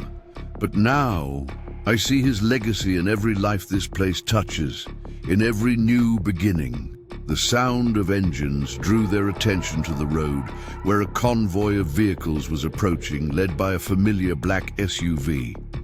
"Tommy's back," Marcus grinned, already, heading for the door. "Guess the Chicago team couldn't wait for the official opening." As they made their way downstairs, the ranch came alive with shouts of welcome and reunion. In the midst of it all stood Tommy, snow dusting his hair, a smile a mile wide splitting his face as he embraced staff and clients alike. "Couldn't miss Christmas with my family," he said when he finally reached Morales and Marcus, the words ringing with a depth of meaning that went beyond blood. Later, as twilight painted the sky in shades of violet and gold, Morales found himself once again in the memorial garden. The custom vehicles, now joined by a gleaming new equine therapy cart, stood like sentinels around the central fountain, testaments to the unbreakable spirit of those who'd found healing in this place. And there, etched into the stone, was a new quote, the words Tommy had spoken at the Chicago opening ceremony. "In the darkest of times, hope is a light that guides us home." At Shadow Creek, we don't just mend what's broken, we build something new from the pieces. A life, a purpose, a future worth fighting for. Snow began to fall again as Morales traced his fingers over the words, the cold crystals mingling with the warmth of tears on his face. In the distance, the ranch house glowed with light and laughter, a beacon in the gathering dark. And somewhere out there, he knew, Miguel was smiling. His legacy, like the hope that now burned bright at Shadow Creek Ranch, would endure, a guiding light for all those still finding their way home. As winter tightened its grip on the valley, Shadow Creek Ranch buzzed with preparations for the grand opening of the Equine Therapy Center. Marcus, never one to do things by halves, had insisted on a full-scale celebration to mark the occasion, complete with visiting dignitaries, press coverage, and a gala fundraiser to support their ever-expanding scholarship programs. "You sure this isn't too much?" Morales asked, surveying the controlled chaos from the sidelines. "Thought we agreed. Focus on the work, not the flash." Marcus chuckled, wheeling over to join him. "Consider it a necessary evil. We want to help as many people as possible, right? That takes resources, awareness. Can't change the world if no one knows we're here." Morales grunted, but he couldn't argue with the logic.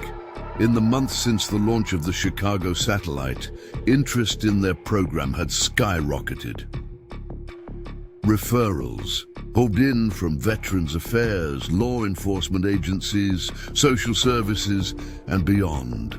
The need was overwhelming and growing by the day. Besides, Marcus continued, a mischievous glint in his eye, you really want to be the one to tell Sarah, we're scaling back.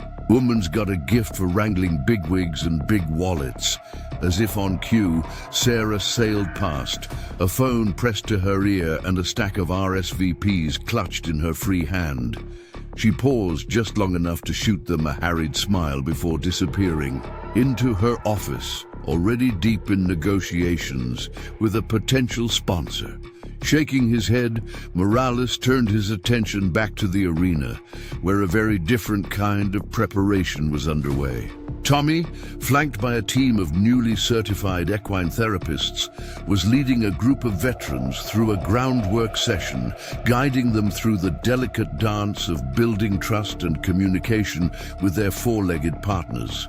He's a natural, Marcus said, pride evident in his voice. Kid's got a gift for reading people, knowing just what they need. Morales nodded, watching as Tommy gently coached a struggling veteran, his words too low to hear, but their impact clear. In the way the man's shoulders gradually relaxed, his posture shifting from defensive to open. It was a scene that played out again and again across the ranch. In the K9 training yards, where Miguel's legacy and her offspring worked their quiet. Magic in the mechanical shops, where Diego and his apprentices taught the healing power of grease and gears. In the counseling rooms, where Maria and her team helped clients rebuild shattered psyches one piece at a time.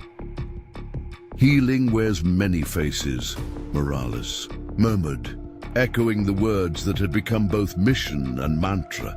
Days slid by in a blur of final preparations, and then, suddenly, it was time.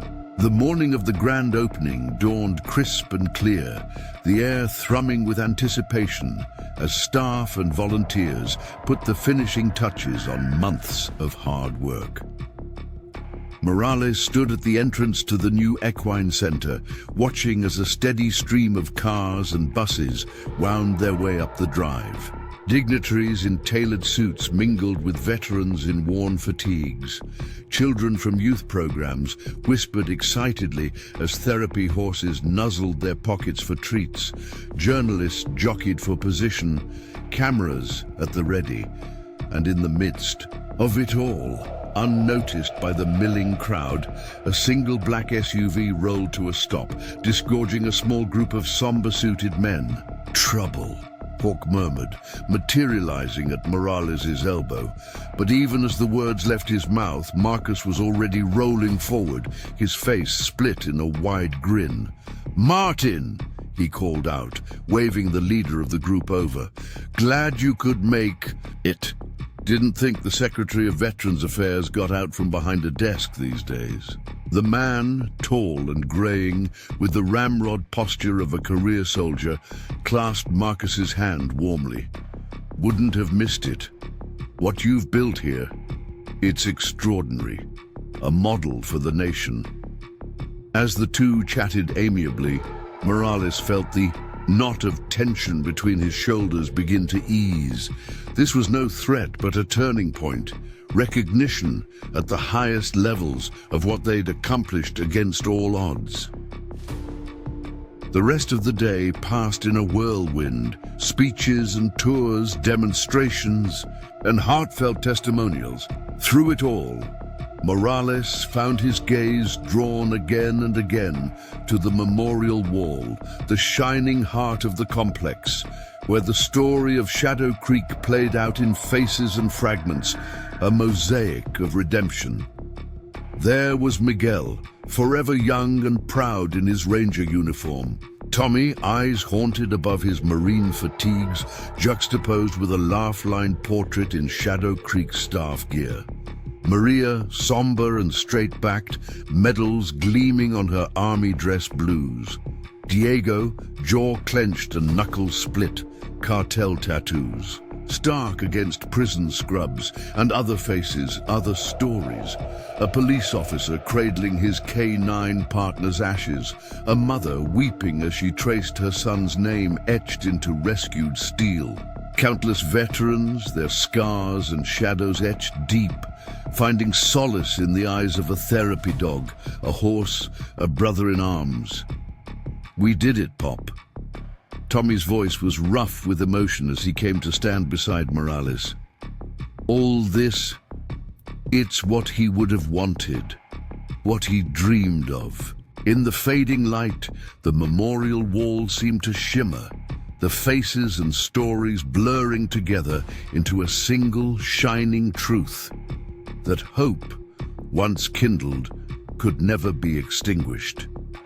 That healing, in all its forms, was a light in the darkness, a guiding star for lost souls finding their way home. As the last guests trickled out and the ranch settled into a contented quiet, Morales found himself once again in the memorial garden. Snow drifted down, soft and silent, blanketing the earth in a hush that felt almost holy. And then, through the stillness, a sound. A soft whinny, a gentle bark. Morales turned to see a trio of shadows moving through the swirling white. A horse, a dog, and a man. For a moment he could almost believe, but no. It was Tommy leading one of the new therapy mares, Miguel's legacy trotting faithfully at his heels. The young man's face was tipped up to the sky, his eyes closed, a small smile playing about his lips. Sensing Morales' presence, he opened his eyes, the smile widening into a grin. "Thought I might find you here," he said, breath puffing out in frosty plumes. "Figured you could use some company." Morales chuckled, reaching out to stroke the mare's velvety nose. "Getting predictable in my old age." Tommy shook his head. "Nah, just know where your heart is." He scuffed a boot in the snow, suddenly serious. "I never thanked you, you know, for taking a chance on me, on all of us. None of this would have happened without you." The words hit Morales like a punch to the gut, the weight of them, the truth of them, stealing his breath. He opened his mouth to protest, to deflect, but what came out instead was a choked, "I'm proud of you, son, more than you'll ever know." And then Tommy was in his arms, the mare huffing gently behind them, Miguel's legacy pressing close, and for a moment the past and present blurred, and Morales could feel the weight of all the lives they'd touched, all the stories still to be written, settling like a mantle across his shoulders. "Come on," Tommy said at last, stepping back with a final squeeze. "Let's get inside. Got a surprise for you." Curiosity piqued, Morales followed Tommy back to the ranch house, stamping snow from his boots on the porch. Inside, the great room was warm and bright, a fire crackling merrily in the hearth.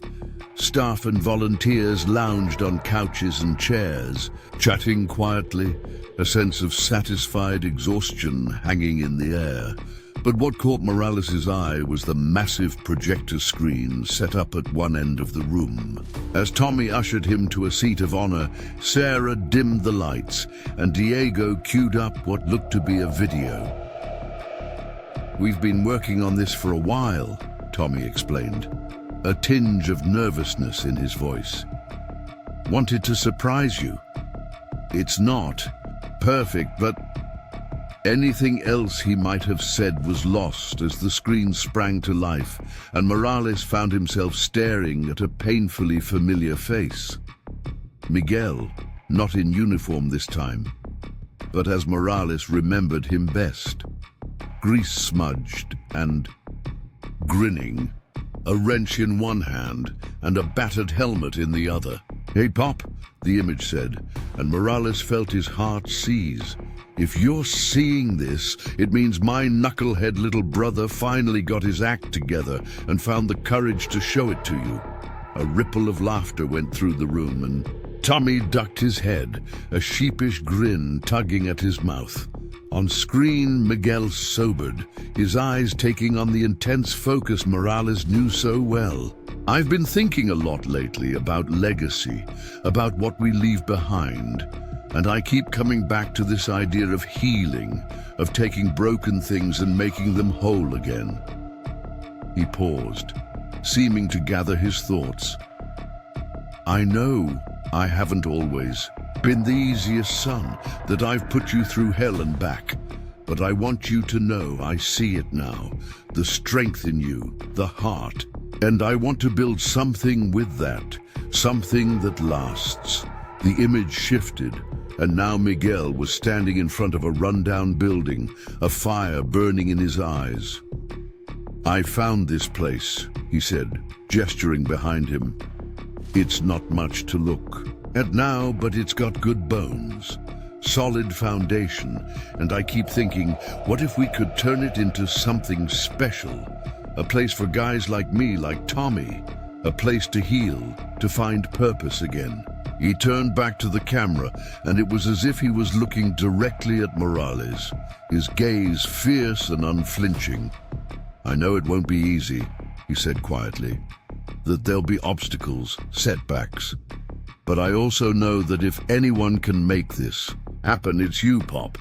You've got the vision, the drive, the sheer stubborn will to see it through. And you've got a team behind you, ready to fight tooth and nail to make it a reality. The video ended with a shot of Miguel, Tommy, and the rest of the Shadow Creek crew, arms slung around each other, faces split with grins wide enough to rival the sun. For a long moment, silence reigned, broken only by the soft crackling of the fire. Then slowly, Morales stood, his eyes shining with unshed tears. I don't know what to say, he managed at last, his voice rough with emotion. Except, thank you for believing in this. In him. In me. Tommy stepped forward, pulling Morales into a fierce hug. We're family, he said simply. This is what we do. And as the rest of the team gathered around, voices rising in a chorus of laughter and love, Morales felt a sense of peace settle deep in his bones. This was Miguel's legacy, his gift to the world, a place of healing, of hope, a light in the darkness, guiding lost souls home. In the end, that was all any father could ask for, all any son could hope to leave behind. As the fire burned low and the night deepened, Morales slipped outside once more. The snow had stopped, the clouds parting to reveal a sky full of stars. And there, etched against the velvet black, a single shooting star streaked across the heavens, bright and bold and beautiful. Morales closed his eyes, a smile playing about his lips. I see you, mijo, he whispered. I see you. And the star seemed to wink in response, a silent promise that even in the darkest of times, hope would always light the way home. Dear viewers, thank you for joining us on this incredible journey through Shadow Creek Ranch. I hope Miguel and Tommy's story has touched your heart as deeply as it has mine. Their unwavering resilience and dedication to helping others heal demonstrates the immense power of compassion, family, and purpose. If you found value and inspiration in this tale, I invite you to subscribe to our channel for more uplifting and thought-provoking content. By subscribing, you'll join a community of like-minded individuals who believe in the transformative power of storytelling. Your support allows us to continue sharing narratives that illuminate the human spirit's boundless capacity for growth, connection, and hope. Together, we can create a ripple effect of positivity and change. Thank you once again for your time and attention. Until our next story, may you find your own path to healing, and may you always hold fast to the light that guides you home.